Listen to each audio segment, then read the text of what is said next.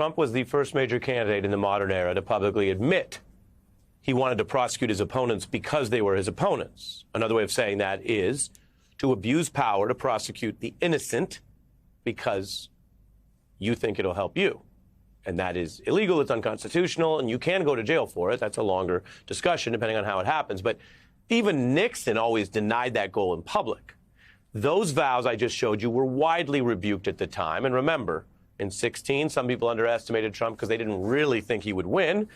But at the time we pulled this, Republican DOJ veterans were alarmed. That's a report from the conservative Wall Street Journal. Nonpartisan experts warned it was dictator rhetoric. The Washington Post warned it should terrify all of us in October 16 when the polls and the experts said Trump was down. So they were going out of their way to say, if you were to take this seriously, it's terrifying. But remember, a lot of that was underestimated. Trump ran on that, and in office he pushed for it. But even a president, under traditional rules, cannot single-handedly launch an FBI investigation or physically arrest people. As a first-term president, Donald Trump needed the FBI and FBI agents for that kind of thing. And he clashed with then FBI Director Comey about these likely illegal demands, among other things. Comey kept records and evidence concurrently at the time. And it showed and proved Trump sought to corrupt probes within the FBI and other things. Separate independent reporting found then President Trump asked his own top White House lawyer to get Clinton indicted, just as he tried to abuse federal powers to punish perceived opponents like Jeff Bezos, who owns the Washington Post, the parent company of CNN, and a range of other officials, news organizations, witnesses. These are just some of the people right here. Trump called for a probe of former Obama official and one-time Democratic presidential candidate John Kerry, saying he should be prosecuted, indicted. And Trump went from badgering then Director Comey to be his illegal enforcer to then trying to turn those same powers against Comey after Trump ousted him. That same New York Times article I quoted from reported Trump told the White House counsel he wanted to prosecute two of his political adversaries, Clinton and Comey. He even took his efforts international. Everyone knows the multi-pronged effort to get a Biden investigation. He had no hope of having that start in the U.S. out of the blue, but he then thought maybe Ukraine could go after Biden and his son. That snowballed, as you remember, into the entire first impeachment. So Trump was often thwarted in some of those most extreme demands, sometimes because there are things he doesn't control. He has leverage over Ukraine, but he couldn't start an international probe out of Ukraine. That failed. And he couldn't get all the DOJ stuff done.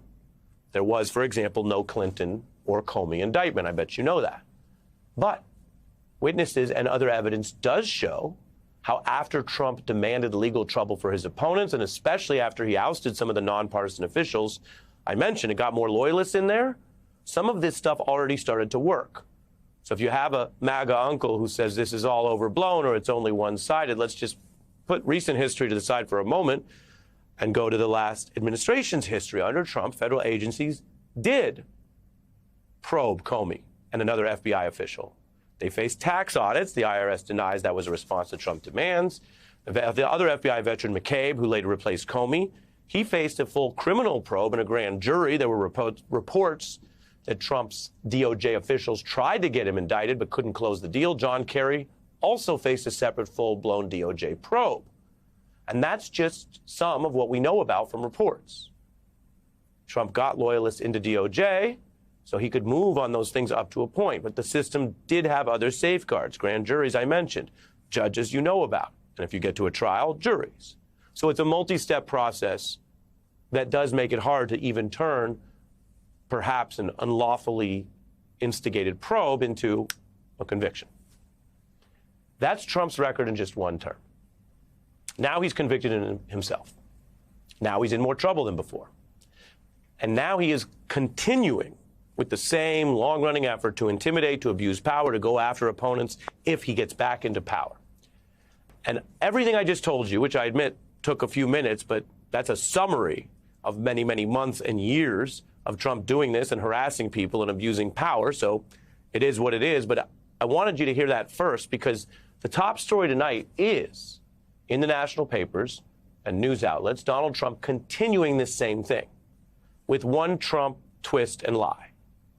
He and his allies are claiming this continuation, which I just showed you is what they've been up to the whole time, they're now claiming it's some kind of new response to Trump's conviction.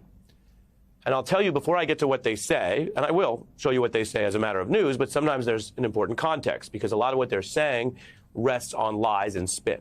So before we get to the MAGA lies, let me tell you exactly why this matters. They're pushing this for two reasons. One, it's a last-ditch, desperate-looking effort to undercut Trump's own conviction atop all these others. So this is a way to try to get people thinking or mishearing that it's all politics.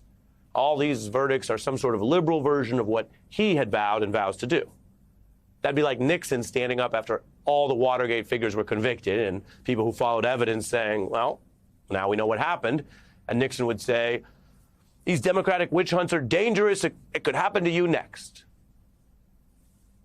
You can say it. Doesn't make it true.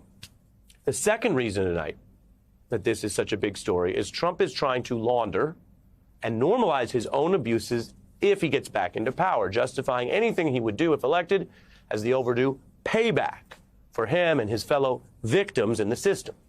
That's why he's talking more about pardoning random people, some tied to Jan 6, some tied to other things.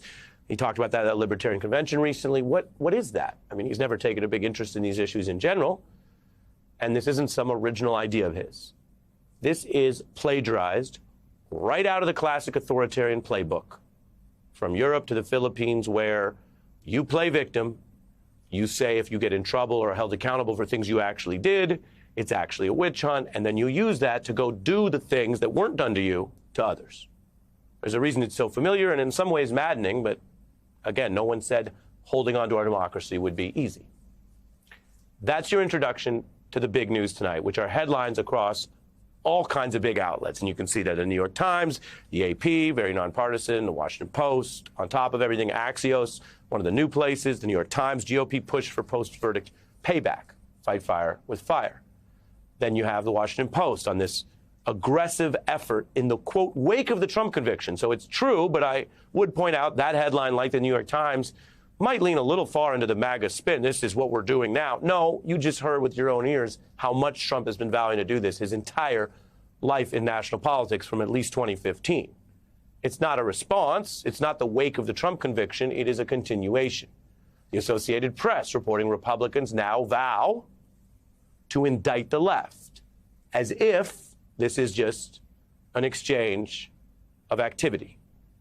Or take The Hill, which reports Republicans are targeting the FBI. They've done that before, and any prosecutors who are dealing with Trump.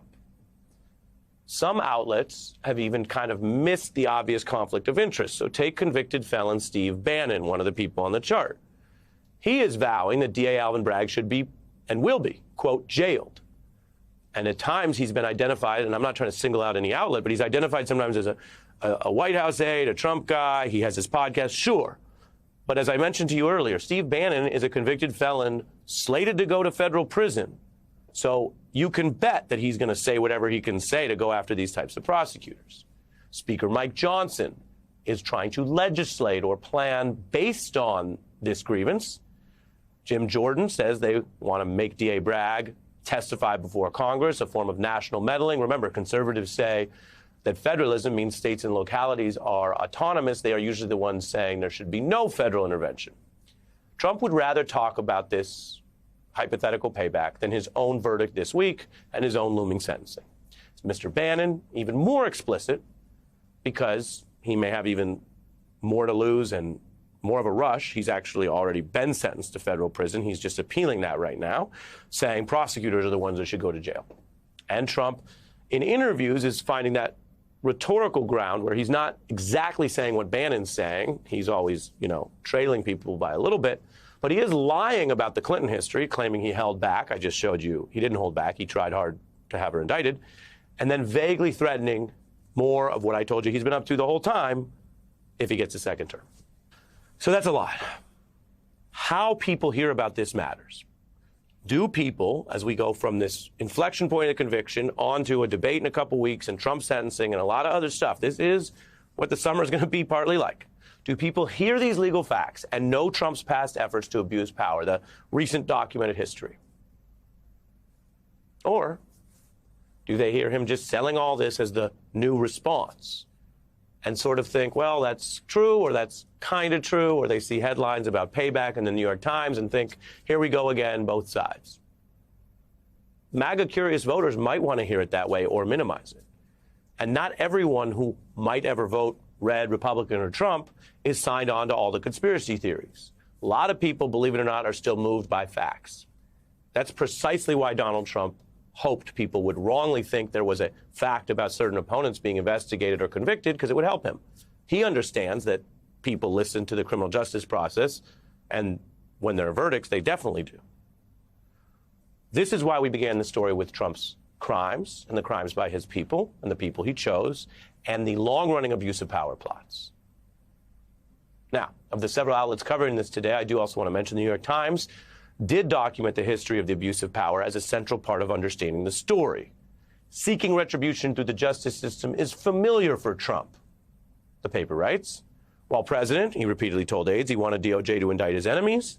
They opened various investigations of Trump's adversaries, but did not ultimately bring charges, infuriating Trump and contributing to a split in 2020 with his AG, Bill Barr. The article continues, the open desire for using the criminal justice system against Democrats after the verdict surpasses anything seen before in Trump's tumultuous years in national politics. That's about right. The euphemisms, the spin, that stuff's long over. Forget the dog whistles. Republicans let the dogs out. Blunt threats, autocratic plots, and that very familiar, desperate, but possibly dangerous cry when the guilty, and I use that word legally, when the convicted felons, the guilty, are on the run.